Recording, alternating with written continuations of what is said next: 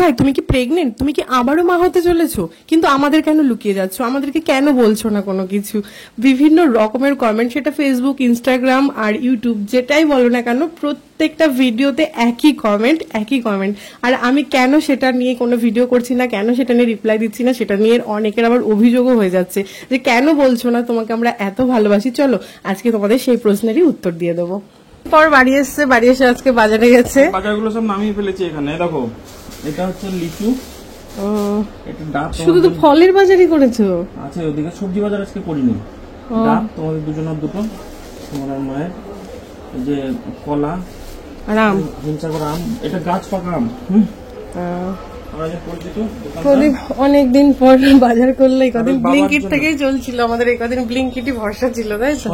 এই যে কেমন শশা এনেছো, আমি কি ভালো শশা দেখে আসলাম গাছের সময়। আর এদিকে মা করছে রান্না বান্না, এরকম পটল ভাজা হয়ে গেছে, ভাত হয়ে গেছে, এখানে কি তরকারি হচ্ছে আমি জানি না, দাঁড়াও দেখছি। এখন তো আমি রান্নাঘরের দায়িত্ব নেই, মা রয়েছে। সকালে হয়েছিল আলু ভাজা আর পরোটা, এটা কমলা একটা রয়েছে, কমলা খাবে, আমাদের সবার খাওয়া হয়ে গেছে। আর এইটার মধ্যে মনে হয় মাছ আছে একটুখানি, বাবা আর কিয়ানের জন্য। এটাই দেখি কি রান্না হচ্ছে, দেখো কোথায় এনে নামিয়ে দিয়েছে একটা। ও এখানে হচ্ছে মিষ্টি কুমড়োর ডাটা দিয়ে একটা মানে তরকারি, সবজি আর কি, সব সবজি মিক্সড করে।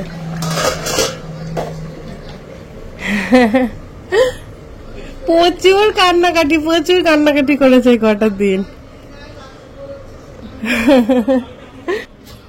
ওই কাকিমা বলছে যে বাবা গেছে আর ছেলের কি কান্নাকাটি, সত্যিই খুব কান্নাকাটি করেছে। আসলে এভাবে যায়নি তো কখনো আগে, মানে প্রচন্ডভাবে মন খারাপ ছিল। মানে সে ভিডিও কলে ছেলে বাবাকে বলে তুমি আমাকে রেখেই চলে যাচ্ছ, কাঁদছে। ওদিকে প্রদীপেরও চোখ ছলছল করছে, বলছে আমি তো একটা দরকারে এসেছি, কাজে এসেছি, আমি তো ঘুরতে আসিনি, তোমাদের ছাড়া ঘুরতে যাই না। মানে এই কদিন যা চলছিল। তো যাই হোক, এই দেখো আমার টিপসটা কোথায় উঠে গেছে। চলো আরো একটা নতুন ব্লগ শুরু করলাম, নতুন ব্লগে তোমাদের সবাইকে অনেক অনেক স্বাগত। আর আমি লিনা, আসলে প্রদীপ না থাকলে আমি এনার্জি পাই না ব্লগ বানানোর, ও থাকলে ঠিকঠাক সবকিছু। আর এই 6 দিন ছিল না, কোনো ভিডিও বানাইনি, কিচ্ছু না।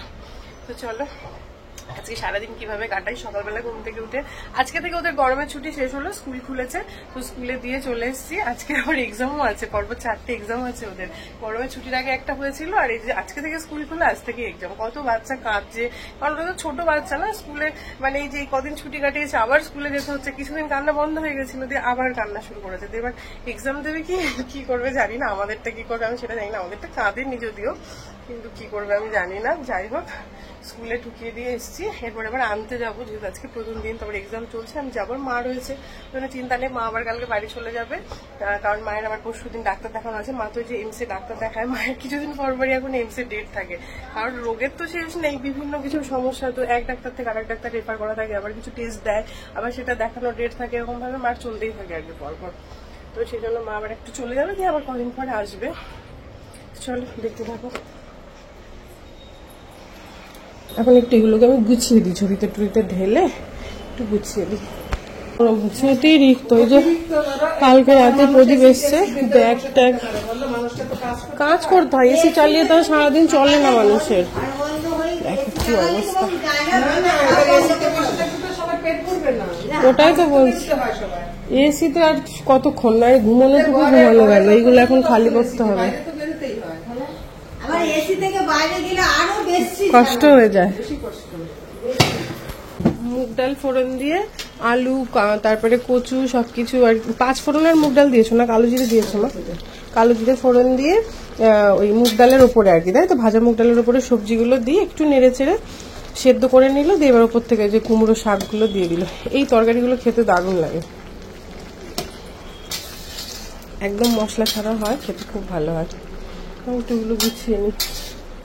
প্রদীপ গুজরাট গেছিল বলে 6 দিন ছিল না, তো সেই জন্য মা এসেছিল। মা আজকে বাড়ি যাবে বলছিল, কিন্তু আজকে আর বললাম যে যেতে হবে না, মা আর কি পরের দিন বাড়ি যাবে। তো মাই রান্না বান্না করছে, আর মা থাকলে আমার কোনো চিন্তা থাকে না, সেটা তো তোমরা সবাই জানোই। আর আমি বললাম তাহলে আমি একটু ফল টলগুলো গুছিয়ে নিই। তো আমি গোছগাছ করতে করতে চলো আজকে তোমাদের সব প্রশ্নের উত্তরগুলো আমি পরিষ্কার করে দিই। প্রচুর কমেন্ট আসছে, আমি কিন্তু প্রত্যেকটা কমেন্টে লাভ রিয়াক্ট দিই। লাভ রিয়াক্ট দেওয়া মানে হ্যাঁ সেটাতে সম্মতি জানানো বা তোমাদের কমেন্ট আমার ভালো লেগেছে, আর তো কিছুই না, তাই না? তো আমি কিন্তু কখনোই ইগনোর করি না কাউকে। এবার কখনো এরকম হয় শরীরটা ঠিক থাকে না, ভিডিও ছেড়ে দিই, তারপরে কি কমেন্ট এসছে সেটাই আর চেক করার এনার্জি থাকে না, হয়তো চেক করিও না, তখন সেখানে আর রিপ্লাই দেওয়া হয় না কোনো কিছু। হ্যাঁ, আমি মানে কিছু লিখিনি, কিন্তু আমি অবশ্যই লাভ রিয়াক্ট দিয়েছি তোমাদের প্রত্যেকের কমেন্টেই, প্রায় চেষ্টা করি সবসময় দেওয়ার। আর আমার তো কমেন্ট পড়তে ভীষণ ভালো লাগে। আর আমার ভিডিওতে নেগেটিভ কমেন্ট সত্যি কথা বলতে আসে না বললেই চলে। আমি সেরকম নেগেটিভ কোনো কিছু ভিডিও দিও না যে মানুষ আমাকে নেগেটিভ কমেন্ট করবে। এবার দু একজন তো থাকেই যারা সবকিছুতেই মানুষের নেগেটিভিটি খুঁজে বেড়ায়, বা কারোর ভালোটা একদমই পছন্দ করতে পারে না, তাকে একটুখানি ভাবে একটা খারাপ কিছু লিখে দিলে তার বোধহয় দিনটা খুব খারাপ যাবে, সেই খারাপ করার জন্য হয়তো খারাপ কিছু লিখে থাকে। তো আমি সেগুলো অতটা পাত্তা দিই না। তো সবসময় ভালো কমেন্ট করে, আমাকে যারা ভালোবাসে তারাই কমেন্ট করে, তারাই আমার ভিডিও দেখে। হয়তো বিশাল প্রচুর মানে মানুষ আমার ভিডিও দেখে না, কিন্তু যে কজনায় দেখে তারা আমাকে ভালোবেসে দেখে। আর আমি সেই ভালোবাসার আনন্দ থেকেই কিন্তু ভিডিও বানানোর উৎসাহ পাই অনেক বেশি। শরীর খারাপ থাক, ভালো থাক, যাই থাক, একটু সময় বার করে হলেও আমি চেষ্টা করি। আর তোমরা তো সবাই জানোই আমি কখনো কোনো ট্রেন্ডিং এর পেছনে ছুটি না। তো সেই জন্য কোনোদিন আমার কাছে কোনো ট্রেন্ডিং ভিডিও মানে থাকেই না। কোথায় কোন ভালো খাবার আছে, কোথায় ট্রেন্ডিং কি ড্রেস চলছে কি না চলছে, ট্রেন্ডিং কোনো মানে সাবজেক্ট, সেগুলো কোনো কিছু নিয়ে আমি ভিডিও করি না। আমি আমার নিজের সাধারণ জীবন যেভাবে অতিবাহিত করি সেটাই একটু একটু করে সুন্দরভাবে আমি তোমাদের কাছে উপস্থাপন করার চেষ্টা করি, আর সেটাই তোমরা খুব ভালোবাসো। তো আমার এই ভালোবাসার মানুষগুলো এত করে আমাকে রিকোয়েস্ট করছে যে তুমি কেন কিছু বলছো না, তোমার এত ভালো একটা খবর। তো সেটা সত্যি কথা, তাদের এই প্রশ্নটা জাগা বা তাদের মনে এই কথাটা হওয়া একটা স্বাভাবিক ব্যাপার যে আমি কেন তাদেরকে কিছু বলছি না। দেখো, না বলার মতন কিচ্ছু ব্যাপার না। আমার একটা কিউট ছেলে আছে, আরো একটা সন্তান আসবে বা আসছে, সেই আনন্দ তো একটা বিশাল ব্যাপার, তাই না? আর আমার মনে হয় দুটো বাচ্চা এখনকার দিনে ভালো, খুবই দরকার দুটো বাচ্চা, কারণ না হলে আমরা সম্পর্কগুলো হারিয়ে ফেলবো। আজকে যেমন আমার ভাই আছে বলে আমার ছেলে কিন্তু একটা মামা চিনতে পারছে বা একটা মামা পেয়েছে, প্রদীপের দিদি আছে বলে ও কিন্তু পিসিমণি চিনতে পেরেছে। যদি আমি একা হতাম, প্রদীপ একা হতো, এই সম্পর্কগুলোকে চিনতো বলো? তো এরকম সম্পর্কগুলোই মুছে যাবে একটা সন্তান এরকম থাকলে। তো সেই জন্য আমার মনে হয় দুটো সন্তান অবশ্যই দরকার, দুটো সন্তান খুব ভালো ব্যাপার। তো তোমরা যারা আমাকে কংগ্রাচুলেশন করেছো তাদের সবাইকে অনেক অনেক ধন্যবাদ, তোমাদের এত ভালো উইশ, যেটা আমার দিনগুলোকে আরো আরো অনেক বেশি স্মুথ করে দিচ্ছে। হ্যাঁ, তোমাদের কথাটাই ঠিক, আমি আরো একবার মা হতে চলেছি। কিয়ানের আর একটা ছোট ভাই বা বুনো আসতে চলেছে, জানি না, ভগবানের ইচ্ছা, যেটাই হবে সেটাই আমার কাছে খুবই ভালোভাবে সেটা গ্রহণযোগ্য হবে। কারণ আরেকটা সন্তান দরকার, সেটা ছেলে মেয়ে সেটা কোনো ব্যাপার না। আমার প্রথমে একটা ছেলে হয়েছে, সেটাতেও আমি ভীষণ খুশি, একটা মেয়ে হলেও আমি খুব খুশি হতাম।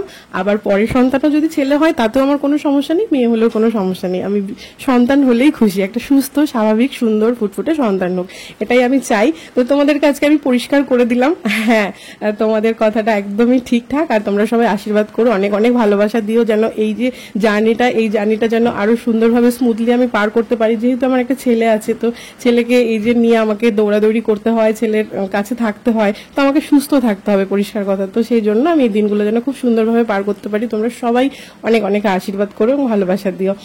ঠিক আছে, চলো এখন যাচ্ছি দেখো ছেলেকে নিয়ে পড়ার ওখানে, বিকেলবেলা ওর পড়া থাকে, যেহেতু এক্সাম চলছে সেই জন্য পড়াটা আর কামাই করাবো না। ম্যামের কাছে একটুখানি প্র্যাকটিস করলেও তো সেটা প্র্যাকটিস হয়, বাড়িতে বাচ্চারা জানোই পড়তেই চায় না একদম, তো সেই জন্যই নিয়ে যাচ্ছি। পড়া শেষ হলো আর বায়না, ঘুম থেকে উঠে আসে, আমাকে আইসক্রিম কিনে দিতে হবে, নাহলে পেস্ট্রি কিনে দিতে হবে। তো যে এখন এই আইসক্রিমের দোকানের সামনে দাঁড়ানো হয়েছে, যা গরম পড়েছে, আমি হয়তো আইসক্রিমই খা, আমি প্রদীপ বলবো আমি একটা খাবো।